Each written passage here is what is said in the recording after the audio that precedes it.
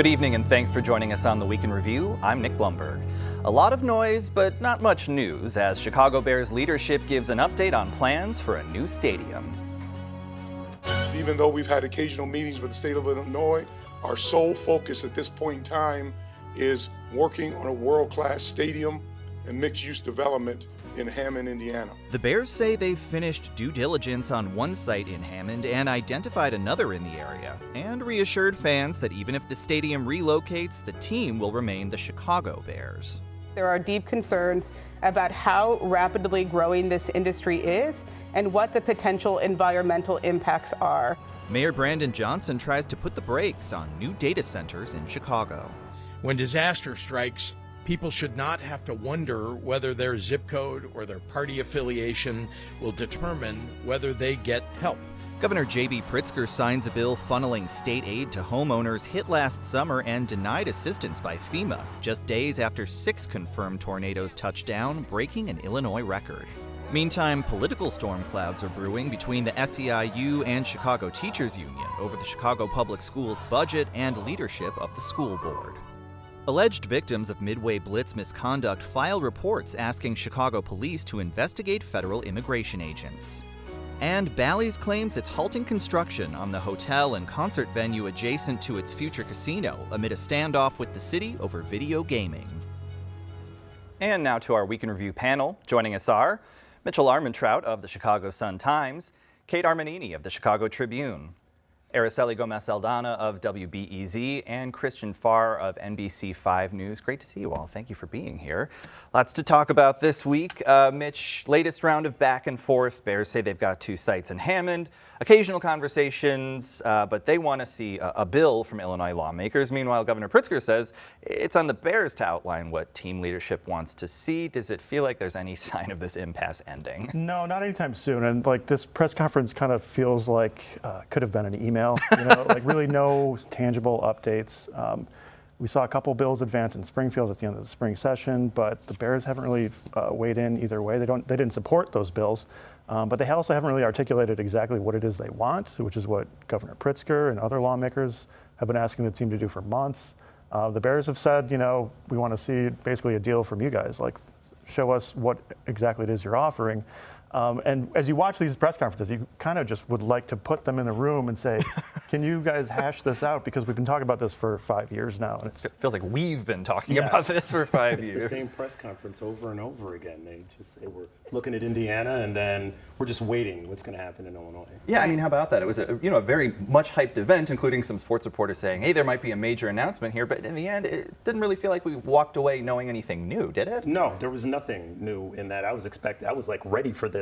Here's this big press conference that's going to happen, and nothing happens. But again, this is not surprising to me because I grew up on the East Coast, and the Giants and the Jets play in New Jersey, and they've been playing there for decades. And so this is not a surprising thing that's going to happen. But it's like a wait and see, but every press conference appears to be the same every time. Yeah, 49ers nowhere near San Francisco. We would not be the only ones here. And the Hammond mayor was the one who kind of started saying that there was going to be an announcement and we don't know what they're going to say. And then we tuned in and it was basically, we're still looking into Indiana. Of course, he's very interested in that. And then I did get reminded that they're not going to change the name. So all of the people selling all of that merchandise that doesn't say Chicago Bears maybe should try and get a refund. Well, I mean, how about that, though? If you're, the mayor of Hammond, if you're Governor Mike Braun, Indiana lawmakers, does it feel like the momentum for Indiana Stadium is on your side? They definitely believe so. I think you ask anybody in Indiana and you think it's a done deal. And then we hear conversations, even at the press conference, saying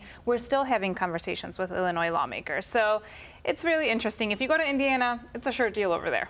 All right. Well, we will take their word for it for now because that's about all we've got.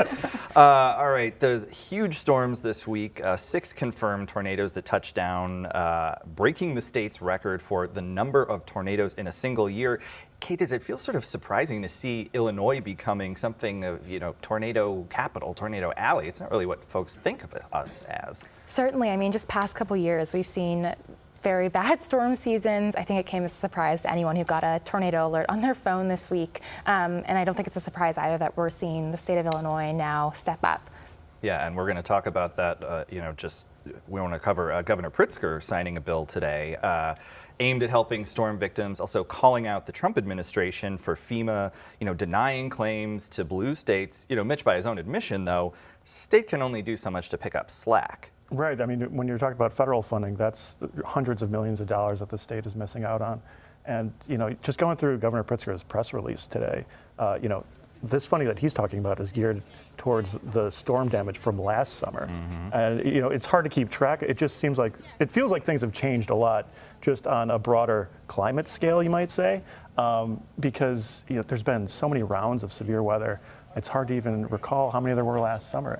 It's just becoming such a frightfully regular thing. What was 2024 like? More than 60? And now this year is like, we're getting past 70, tornadoes. And I mean, I've been to a lot of these ravaged areas. These people still don't have, a lot of them don't have power. They are still waiting for relief from insurance companies. I mean, what are they going to do? And then you see what the Trump administration did when it came to FEMA and things of that nature. You just, people are a bit on edge right now. The storms from this past week, people still don't have power, and they're still dealing with, and I think people get so frustrated with the bureaucracy around getting some help and some relief. And if we're talking about last summer, when people don't have power right now, I mean, it's pretty devastating. And it's interesting, too. We've almost seen this start to become a talking point in the mayoral race of what should Chicago be doing about this. But of course, without the feds stepping in, there's only so much that any municipality can do, even one as big as the city of Chicago. Yeah, and we know the budget problems Chicago has. We know the budget problems that the state has as well. And in trying to fix this problem, it's going to be an uphill battle. And as of this afternoon, when I last checked, something like 25,000 ComEd customers still without power.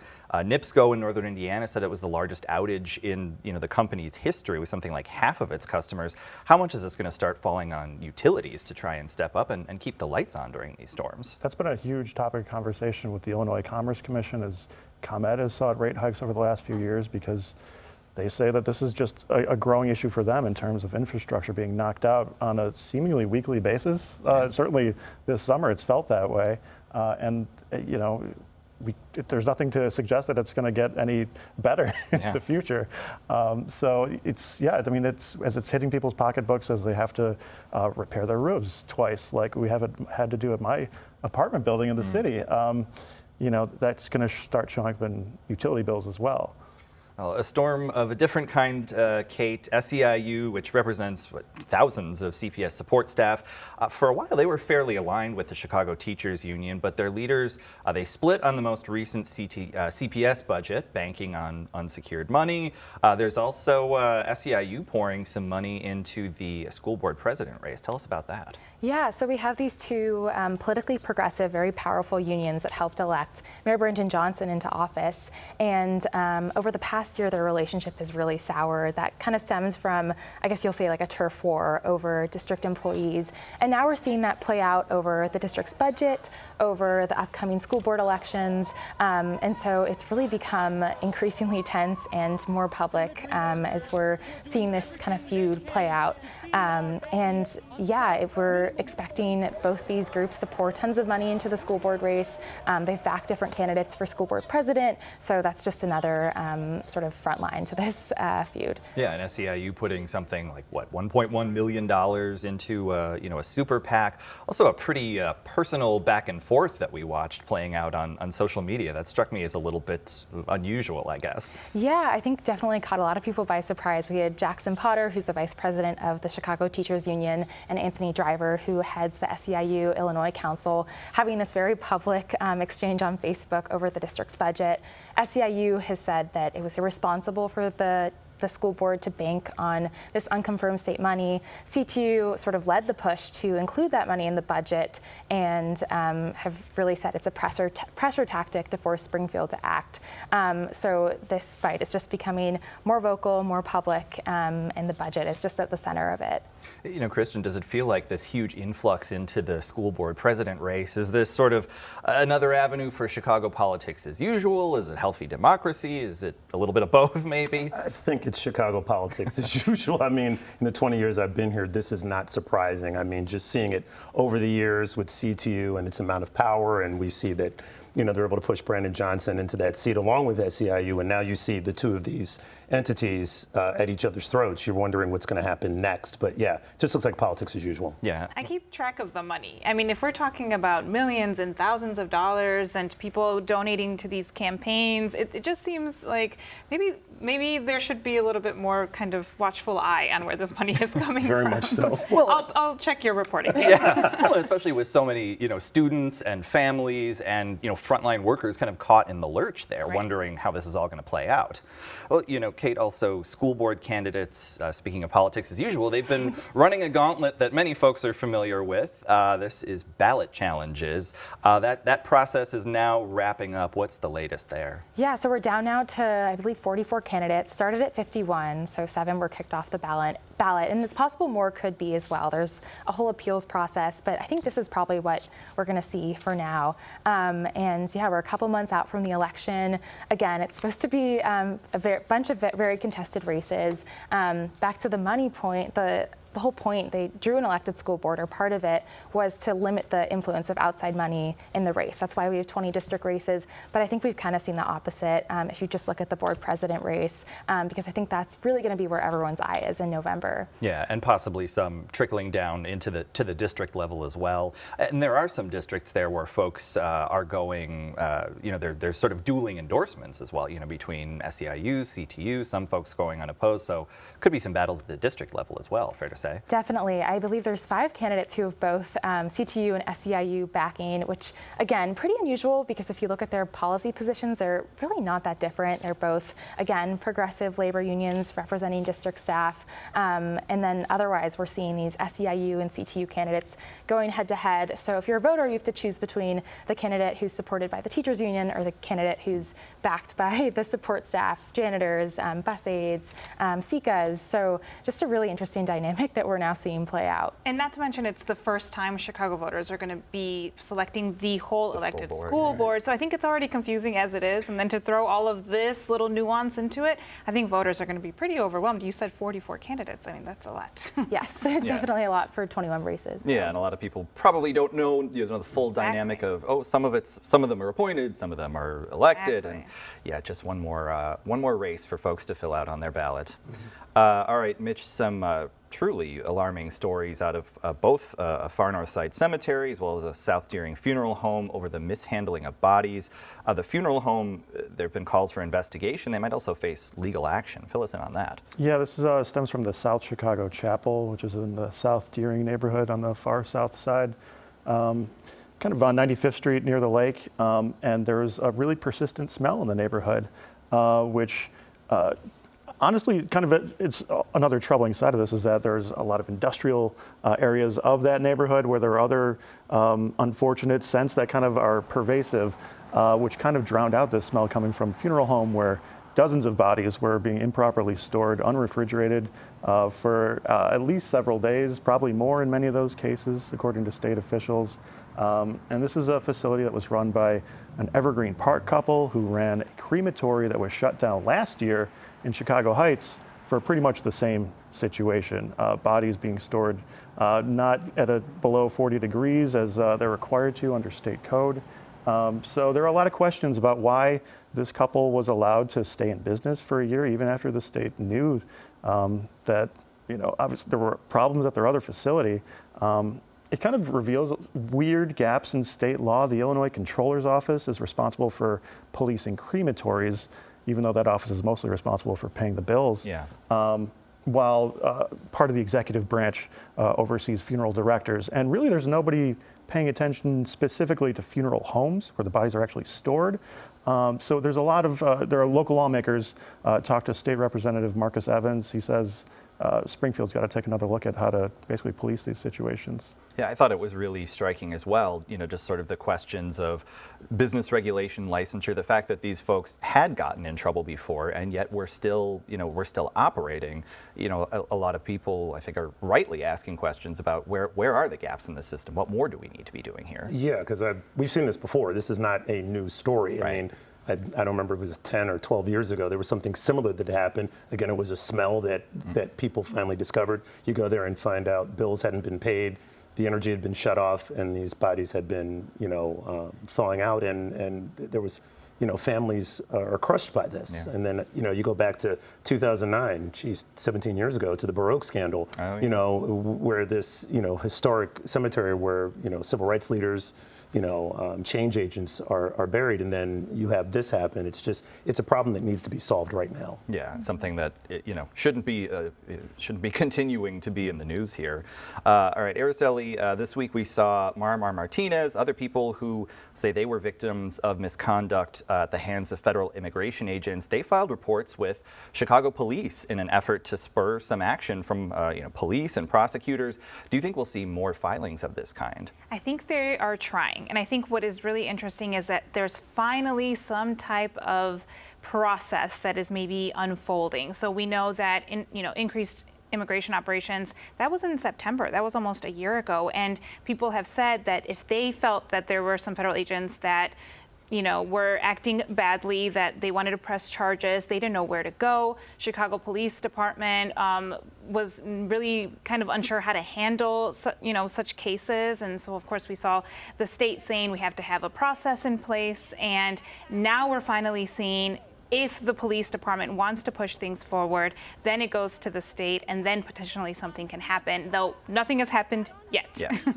Well, we also saw first of its kind plea deal, an ICE agent pleading guilty to battery against a protester. Right. It did happen while that agent was off duty, but even for off-duty misconduct, still fairly remarkable to see that play out. Yeah, we haven't seen this, and this was not in Chicago. This was suburbs, Highland Park. What is it? Skokie. And it was, I will say, it was someone who practices law, so I think there was a lot of knowledge going into it. It was not during the office or the federal agent's actual duty. There was a lot of evidence. They did follow through. Of course, this is now being conducted as a misdemeanor and being processed as a misdemeanor. So we have seen something happen. I think that people are still questioning who makes the decision and how it gets prosecuted and why. And really, I just do think that it is going to be a difficult process for local police departments to take these cases, to then send them to the detectives, and then then the supervisors decide where to move forward. It's going to get really, I think, very tricky for the police departments. Yeah, the convoluted path and the questions about authority are certainly not going anywhere here.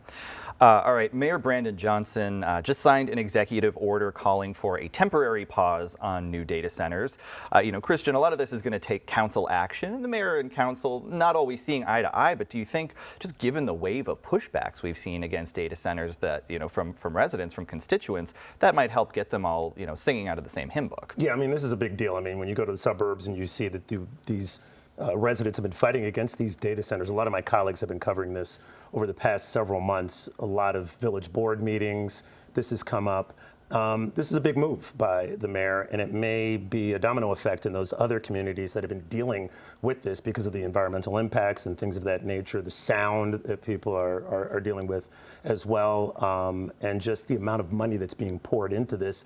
And I mean, I think Eric Adams, the former mayor of New York, was actually out there sort of peddling this and got booze, for this. Although he gets booze for most everything. He gets booze for a bunch of other things as well. But, this is a big deal, and it's going to be going on for a very long period of time because AI is the one thing that's sort of, building, and you need all this data in order to push that along.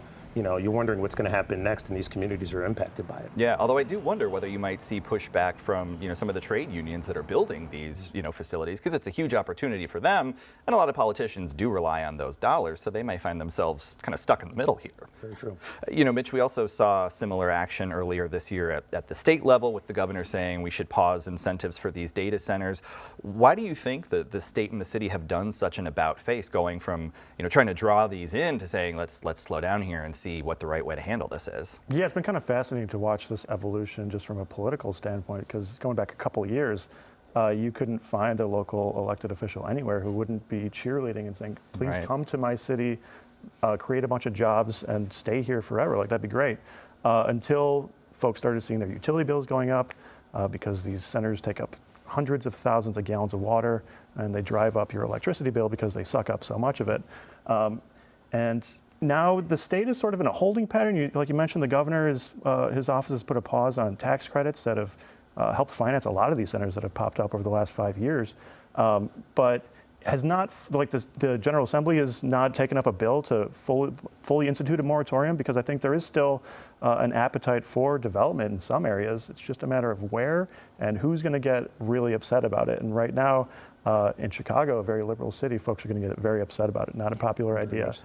Well, and it's interesting too. We were talking earlier about the idea of putting one in a kind of disused building downtown. Right. A lot of times these adaptive reuse projects are really popular, of saying let's use this land that we've got. But in these instances, not so much. Well, I think it depends a lot. People are asking questions, right? We talked about utilities and higher cost. Who are these data centers benefiting, right? So if they are bringing in jobs, and if it is something that the entire neighborhood or communities are going to be able to benefit from, there needs to be a balance with then also getting some business and some traction there from lawmakers. But I think people are just kind of saying, why are we just allowing everything to happen? And like maybe we need to kind of pause and rethink it.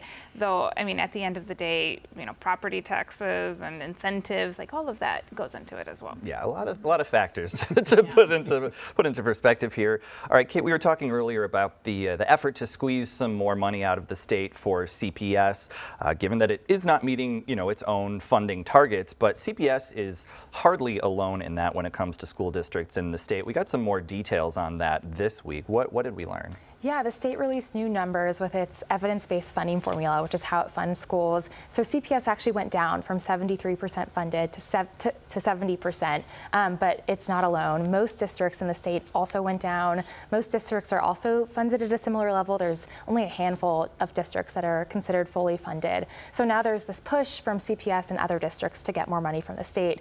The problem, of course, is that the state doesn't really have a lot to work with, and for CPS, they really need the money in the next couple months according to their budget. So that's really going to be a last-minute scramble to get that money and avoid mid-year cuts potentially later on. Well, and we also heard some from CPS leadership this week about the efforts to reverse the proposed layoffs with that unsecured state money.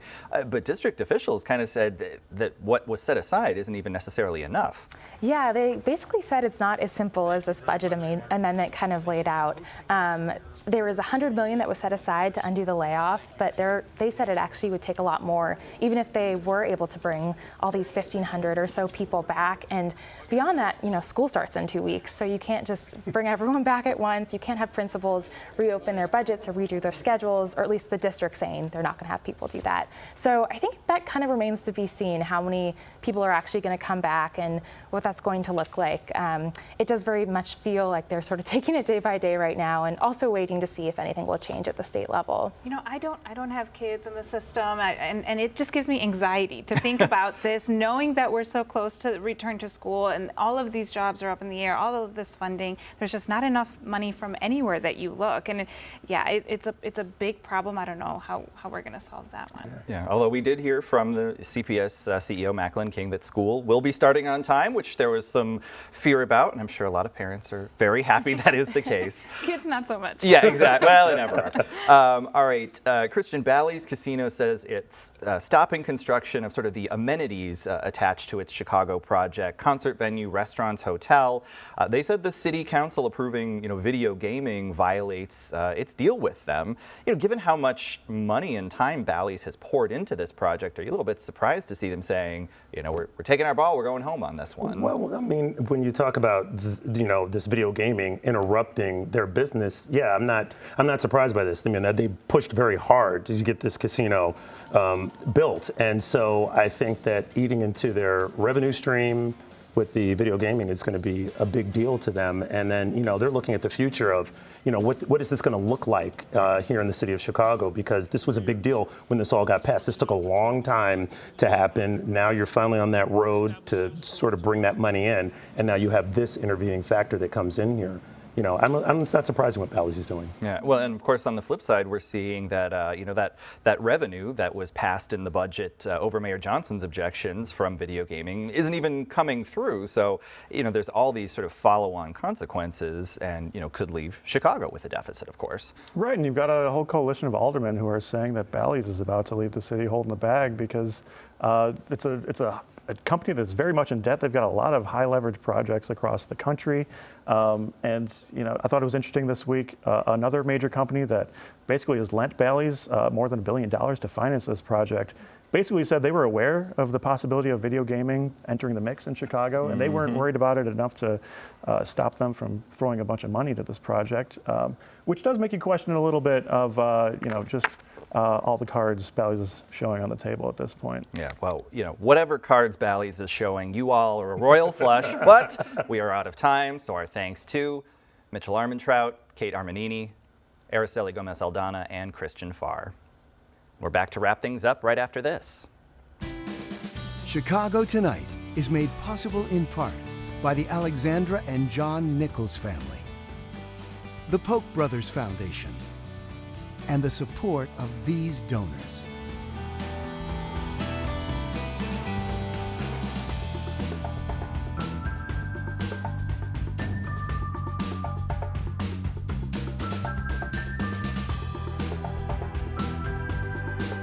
And that's our show for this Friday night. Now for the Week in Review, I'm Nick Blumberg. Thank you for watching. Stay healthy, stay safe, and stay informed.